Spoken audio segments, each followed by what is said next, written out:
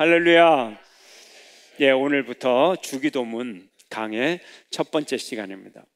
주기도는 말 그대로 주님의 기도다. 주님이 가르쳐 주신 기도다. 주님이 오늘 본문의 제자들에게 가르쳐 주신 기도가 주기도입니다.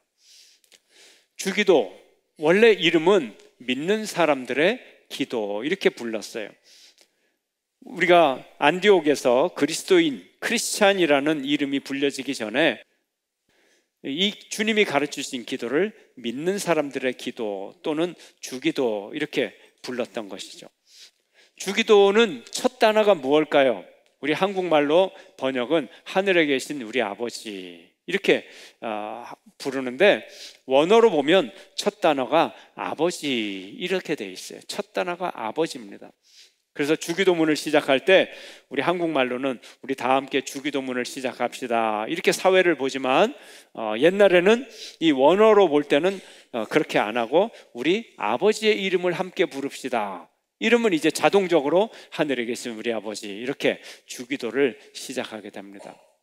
첫 단어가 아버지예요. 아버지. 기도를 시작하면서 하나님을 향하여 아버지, 이렇게 부르는 거예요. 왜 그럴까요? 기도가 뭡니까, 여러분? 기도는 독백이 아니에요.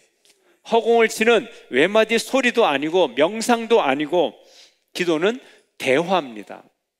대화는 누구와 대화를 하는 거예요. 인격적인 존재와 대화를 하려면 그 인격적인 존재의 이름을 불러야 되는 거예요. 관계를 맺어야 대화가 할 수가 있는 거예요. 그래서 기도 없이는 하나님과 대화할 수 없고, 하나님과 대화를 하려면 하나님의 이름을 부르는 거예요. 그런데 하나님은 우리의 아버지십니다. 그래서 하나님을 아버지, 이렇게 부를 때 기도가 시작이 되고, 또 이 기도는 응답을 받을 수가 있는 것입니다. 각자 모든 사람들은 자기의 상황 속에서 애통하기도 하고 슬프기도 하고 때로는 기쁘고 감사하고 때로는 찬송하고 때로는 간구하고 때로는 눈물을 흘리면서 하나님 앞에 대화하는 것, 이것이 기도죠. 그런데 기도하면서 우리가 하나님을 아버지, 이렇게 부르면서 시작을 하는데, 하나님을 아버지라고 부를 때까지 우리의 신앙이 많이 성숙해야 되고 시간이 오래 걸립니다. 하나님을 정말로 아버지로 알아가는 데서는 많은 시간이 걸려요. 처음에는 교리를 배우고 하나님을 알아가죠. 무언가 아는 것 같은데도 불완전하고, 무언가 뚜렷한 것 같은데도 무언가 희미하고, 이게 신앙이에요. 그러나 시간이 지날수록 하나님을 경험하면서 이제 신앙이 더 확실해지는 것, 이것이 신앙의 성장인 것입니다. 이처럼 사람들은 하나님을 진실된 아버지라고 부를 때까지 오랜 시간이 걸리고 신앙의 성숙이 필요한 것입니다. 실제로 역사적으로도 하나님을 아버지라고 부르는 데는 오랜 시간이 걸렸어요. 몇천 년의 시간이 걸렸어요. 유대인들은 하나님을 지금도 아버지라고 부르지를 못합니다. 유대인들은 성전이나 회당에서 그 많은 예배를 드리면서 그 많은 기도를 드리면서도 하나님을 아버지라고 부르지를 못해요. 아버지의 원어가 아빠거든요. 아빠. 우리도 그렇죠. 우리도 유교 문화에서 자랐기 때문에 하나님을 향하여, 아버지를 향하여, 살아계신 아버지의 이름도 조남도 함부로 부르지를 못해요. 아버지 성함이 어떻게 되시냐? 함부로 대답하지 못해요. 존칭을 써서 대답합니다. 유대인들도 성경을 읽으면서 하나님의 이름, 여호와 하나님이 나오면 이 여호와 하나님의 이름을 그대로 읽을 수가 없어요. 그래서 이들이 어떻게 읽었죠? 아도나이, 나의 주님, 이렇게 바꿔서 읽었어요. 여호와 하나님께서 모세에게 말씀하시니라, 이런 구절이 나오면 유대인들은 나의 주님께서 모세에게 말씀하시니라, 이렇게 읽었단 말이죠. 그래서 예수님께서 하나님을 인류 역사상 최초로 아빠, 이렇게 부르신 분이에요. 예수님이 최초로 불렀어요. 이 아빠란 단어는 집에서 어린아이들이 아버지를 부르는 말이에요. 아빠. 지금 우리 문화도 서양화가 돼가지고 이조 시대 때 아빠가 있었겠어요, 우리말에. 그죠? 우리도 아빠 부르잖아요, 집에서. 예.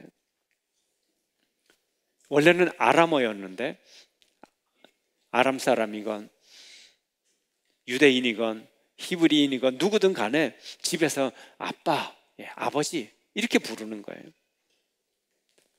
하나님에 대하여 아버지라고 부를 수 있는 것이 너무나 큰 축복이고 너무나 큰 영광인 것입니다. 아버지는 집안에서 어떤 존재인가요? 자녀들을 보살펴주고 먹이고 입히고 재우고 가르쳐주고 보호해주고, 이것이 아버지의 일이죠. 아버지가 하시는 일이에요. 하나님은 지금도 우리에게 영으로 와 계셔서 이 자리에 임재하여 계십니다. 아버지가 항상 집에 계시듯이, 아버지 부르면 항상 아버지가 어린아이에게 달려오듯이, 하나님도 우리가 하나님을 향하여 아버지라고 부르면 항상 우리 곁에 계셔서 우리에게 다가오시는 분이신 것입니다. 하나님은 아버지로서 우리의 삶을 책임지시고 우리를 인도하시고 사랑해 주시지만, 우리가 더 하나님을 향하여 아버지라고 부르고 하나님께 더 의지하고 하나님과 더 가까이 가기를 원하시는 거예요. 이 하나님의 마음을 이해하는 여러분 되시기를 축원합니다. 그래서 우리가 하나님을 아버지라고 부를 때 더 많은 말을 할 필요가 없어요. 우리가 기도를 할 때 더 많은 미사역으로 하나님 앞에 나갈 필요가 없어요. 도리어 값싼 언어가 돼버리는 거예요. 아버지, 이 한마디가 모든 기도가 이 속에 다 들어있는 거예요. 우리가 집에서 아이가 큰일을 당했을 때 아빠 소리를 질러요. 그러면 그 한마디면 다 되는 거예요. 그럼 아버지가 달려가요. 아빠 유리에 손을 비었어요.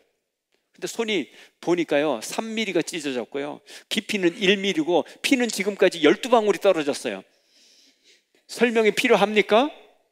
아이쿠, 손을 다쳤구나. 그거면 되는 거예요. 아빠 한마디면 되는 거예요. 구구절절이 그게 필요가 없어요. 말이 필요 없어요. 이게 하나님께 드리는 진실된 기도인 것입니다. 하나님을 향하여 아버지 한마디 부르면 저주에서 생명으로 옮기고, 미움에서 사랑으로 옮기고, 죄악에서 용서로 옮겨지고, 병에서 치유가 일어나는 거예요. 아멘. 이게 진정한 기도인 것입니다.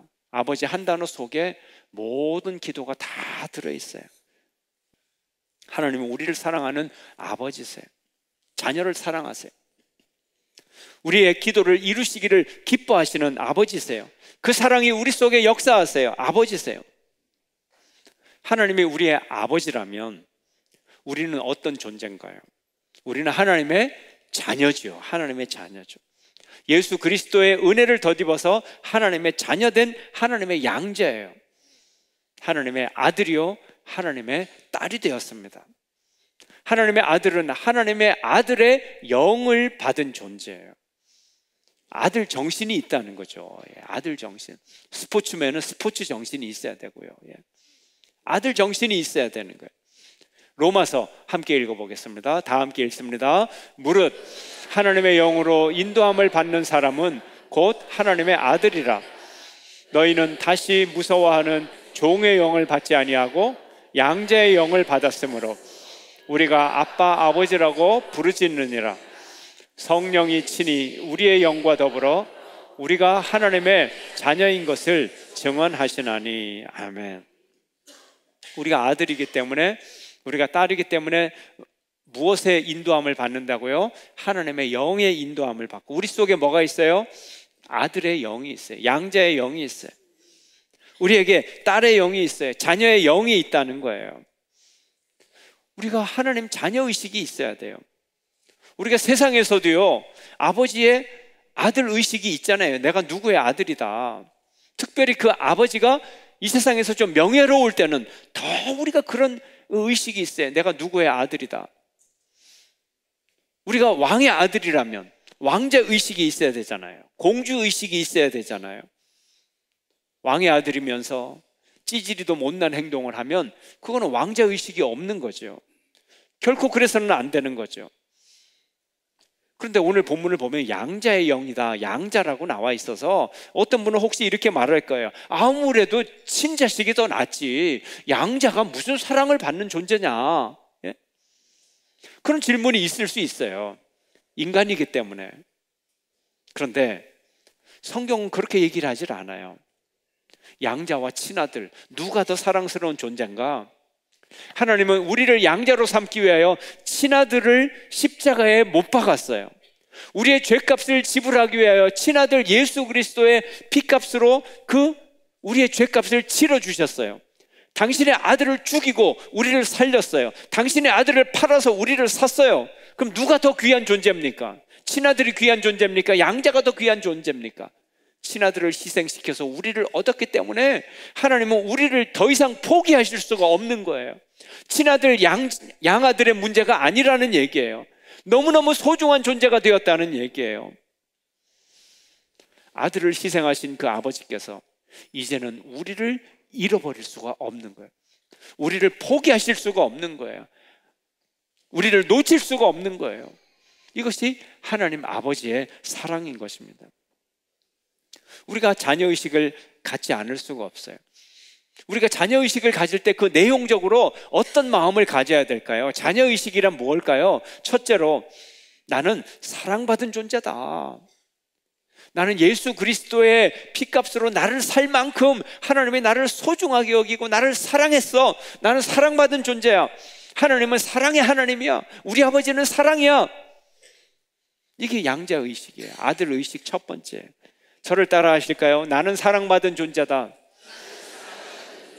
하나님은 사랑의 하나님이다. 이게 하나님의 자녀가 된 자녀의식이에요. 이 사랑을 받은 사람이 그 사랑을 알잖아요.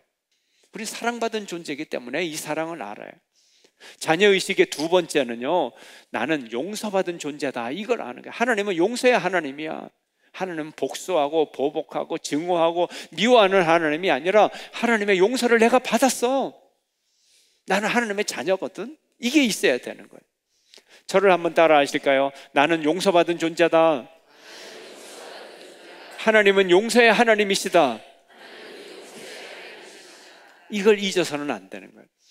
더 이상 우리는 죄의 종이 아니고, 더 이상 우리는 죽음의 노예가 아니고, 더 이상 우리는 사탄의 자녀가 아니고, 우리는 용서받고 구원받아 하나님의 자녀가 된 존재인 것입니다. 셋째로, 자녀의식은 나는 복받은 존재다. 이걸 아는 거예요. 하나님은 내게 복 주시는 하나님이다. 이걸 아는 것이 자녀의식입니다. 저를 따라 하실까요? 나는 복받은 존재다. 하나님은 복 주시는 하나님이시다. 이게 중요한 거예요. 네 번째로, 자녀의식은 나는 사명받은 존재다. 하나님은 내게 사명을 주신다. 이것이 얼마나 소중한지 몰라요. 나는 사명받은 존재고 하나님이 내게 일거리를 주셨어. 사명을 주셨어. 하나님은 우리에게 기업을 상속하게 하시는 게, 당신의 기업을, 당신의 이 훌륭한 유산과 당신의 소명과 이 모든 것을 우리에게 상속으로 주신다는 거예요. 왜? 우리가 자녀니까. 옛날에는 상속을 못 받았어요. 자녀가 아니니까. 그러나 예수 믿고 하나님의 아들이 됐기 때문에 하나님의 좋은 거는 내가 다 가질 수 있어요. 하나님의 좋은 거는 내가 다 갖는 그런 하나님의 아들과 딸이 되는 거예요. 여러분들 잘 사는 친정을 가면 어때요? 예, 좋은 거 다 갖고 오죠? 예, 그렇죠? 예, 딸이 와서 엄마 이게 너무 좋다. 그러면 엄마는 뭐라 그래요? 다 갖고 가라 그러잖아요. 예. 이게 부모의 마음이에요. 하나님은 복 주시는 하나님이거든요. 예. 한번 읽어볼까요? 로마서 8장 17절 상반절 다 함께. 자녀이면 또한 상속자 곧 하나님의 상속자요. 예, 하나님의 상속자예요. 하나님의 좋은 걸 우리가 다 가져요. 우리 모두는 누구의 아들이에요? 하나님의 아들. 누구의 딸이에요? 하나님의 딸이에요. 예. 빈말이 아니에요. 정말 우리는 복받은 존재입니다. 세상의 어떤 조건과 비교할 수 없는 큰 축복을 받은 존재예요. 여러분, 우리가 하나님이 우리에게 주신 사명이 이렇게 시시하게 뭐 표 몇 표 얻겠다고 하는 정치 집회 수준이 아니잖아요. 예. 세상에 어떤 정치 집회를 나가도 이게 내가 할 일인가요? 그래 기쁨과 보람을 느끼는데, 정말 하나님께서 우리에게 주시는 이것은요, 정말 세상에 드러내도 전혀 부끄럽지 않는 너무나 거룩하고 너무나 소중한 사명 아닙니까? 하나님은 이것을 우리에게 유업으로 주시는 거예요. 사명을 하나님은 우리에게 기업으로 상속으로 주시는 거예요. 하나님이 주신 사명은 축복입니다. 하나님이 우리에게 주신 사명은 우리에게 주신 하나님의 유산입니다. 당신이 해야 될 너무너무 거룩하고 중요한 일을 우리에게 맡기셨어요. 나는 사명받은 존재. 저를 따라 하실까요? 나는 사명받은 존재다. 하나님은 내게 사명을 주신다. 그래서 우리는 하나님을 아버지라고 부르면서 기도해야 되는 거예요. 우리 그리스도인은 기도하기 때문에 존재합니다.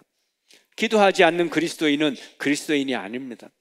기도하지 않은 하루는 존재하지 않는 시간인 것입니다. 부모와 함께 살아가는 사람은 아침 저녁에 부모님과 인사를 하죠. 아버지 다녀오겠습니다. 어머니 잘 다녀왔습니다.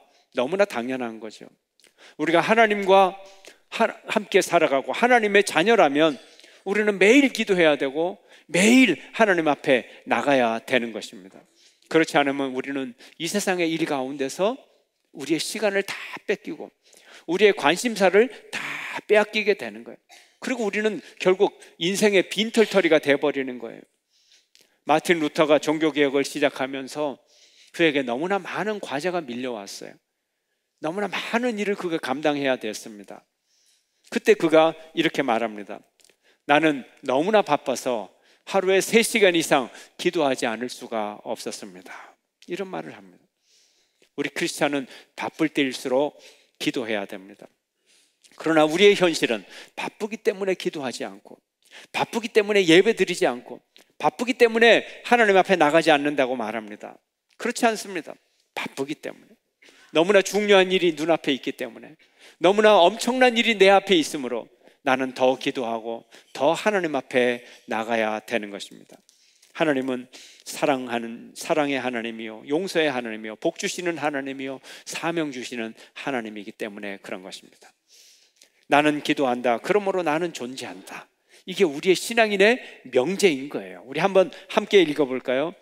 다 함께 나는 기도한다. 그러므로 나는 존재한다. 뭔가 멋있잖아요. 멋있을 뿐만이 아니라 이게 우리의 존재 이유예요. 다시 한번 하겠습니다. 시작. 나는 기도한다. 그러므로 나는 존재한다. 기도함으로 존재하는 여러분 되시기를 축원합니다. 그래서 기도하라고 하셨어요. 왜 기도하라고요? 다시 정리하면 첫째, 하나님은 우리와 관계를 맺기 원하시기 때문에 기도하라고 하셨어요. 우리가 아버지라고 부르는 순간 관계가 맺어지는 거예요. 대화가 시작이 되는 거예요. 그래서 기도하는 거예요. 두 번째로 하나님은 우리에게 응답해 주시기를 기뻐하시기 때문에 기도하라는 거예요. 우리가 기도할 때 이 기도는 무거운 짐이 아니에요. 이 기도는 부담이 아니에요. 우리가 기도함으로 기쁨의 원천이요 기도함으로 축복의 통로가 되는 것입니다. 영국의 고아의 아버지 조지 밀러라는 분이 있었어요. 1805년 독일의 크로펜스타트라는 곳에서 태어나서 영국으로 이주하여 영국에서 살게 되었는데 30세에 고아원을 시작하게 되었습니다. 이 조지 밀러가 고아원을 시작할 때 그가 가지고 있는 재산 목록을 보면 이렇습니다. 선물로 받은 접시 3개, 쟁반 28개, 대야 3개, 물병 하나, 컵 1개, 소금병 받침대 3개, 칼 4개, 포크 4개, 채소 깎는 강판 1개. 이것이 고아원의 전 재산이었어요.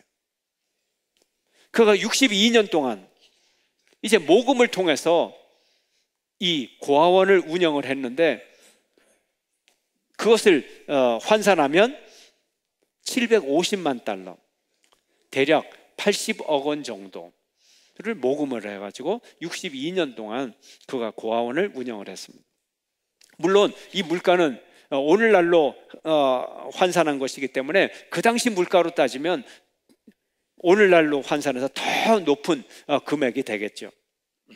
그런데 이렇게 많은 금액을 그가 기부를 받았는데 단 한 번도 사람에게 찾아가서 기부해달라는 부탁을 안 했다는 거예요.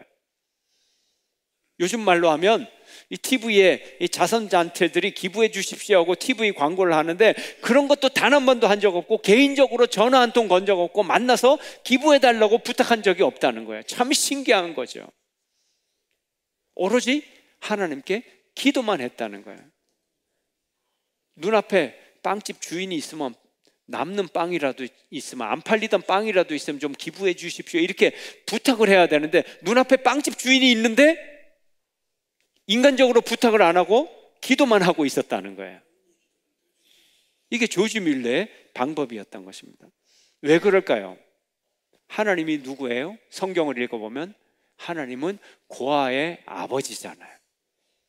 고아의 아버지가 하나님이므로 하나님 앞에 부탁을 하면 이 하나님이 고아들을 얼마나 잘 먹이겠어요. 그래서 하나님 앞에 기도했다는 거예요. 수만 명의 고아들을 62년 동안 보살폈어요. 그리고 평생의 기도를 하면서 5만 번 이상의 기도를 응답받았다는 거예요. 5만 번, 62년 동안 5만 번, 1년에 1000번 정도 응답을 받았어요. 뚜렷한 응답으로. 그러면 하루 3번 응답을 받았다는 거예요. 평균으로. 우리가 하루 3끼를 밥 먹고 살아가는데 하루 3번의 기도 응답을 받았다는 거예요. 전율하는 이야기 아닙니까? 머리카락이 서는 이야기 아닙니까? 평생의 기도 응답 몇 번 받은 적이 없는 것 같은데, 조지 밀러는 하루에도 3번씩 받았다는 거예요. 밥 먹듯이 받았다는 거예요. 세상에서도 아버지는 하루 3끼를 책임져 주십니다. 세상 아버지도 하루 3끼를 책임져 주세요. 그러면 하나님 아버지는 우리에게 하루 3끼를 책임 안 져 주실까요? 하루 3번 응답 안 해 주실까요? 하루 3번이 아니라 하루 30번도 응답해 주시는 것이 하나님의 마음인 것입니다. 여러분, 기도에 도전하시기를 축원합니다. 하나님은 살아 계십니다. 하나님은 우리 아버지십니다. 자식이 아버지 앞에 나가서 부탁을 하면 아버지는 더 들어주시기를 원하십니다. 우리 음성을 듣기를 원하십니다. 아버지라고 부르기만 해도 하나님은 뿅 가버리는 하나님이에요. 사랑의 하나님이에요. 하나님은 우리의 아버지이시기 때문에 우리에게 은혜 주시고 우리에게 복 주시려고 우리에게 기도하라고 말씀하고 계십니다. 기도를 의무로 짐으로 여기지 마십시오. 생명과 복의 통로로 여기십시오. 우리의 기쁨의 원천으로 여기십시오. 아빠한테 우리의 사정을 아뢰는 기쁜 대화라고 생각을 하십시오. 하나님 아버지께서 현실의 모든 일에 우리에게 복 주시기를 원하십니다. 아빠라고 부르시기를 축원합니다. 우리의 모든 일을 기도합니다. 내 건강과 내 가정과 이 사회의 청년과 이 나라와 이 정치와 이 경제에 이르기까지, 지구촌의 이웃에 이르기까지 모든 일을 위하여 기도할 수 있어요. 그분은 하나님이시기 때문에, 그리고 그분이 내 아버지이기 때문에. 큰 재벌의 아들이 길 가다가 노숙자를 봤어요. 그 노숙자를 도와주고 싶어요. 아버지한테 말합니다. 아버지, 저 노숙자 좀 도와줄 수 있을까요? 그 아버지가 재벌인데 노숙자 한 명 못 도와주겠어요? 아들청을 못 도와드리겠어요? 하나님 아버지께서 천지를 창조하시고 천지의 모든 것을 가지시고 모든 것을 아시고 모든 것을 소유하신 분인데 아들의 청을 들어주지 않겠느냐고요. 하나님 앞에 아버지로 부르면서 나가는 저와 여러분이 되시기를 축원합니다. 아버지를 모신 자로서 누리는 기도의 응답을 다 받으시는 여러분 모두가 되시길 주의 이름으로 축원합니다.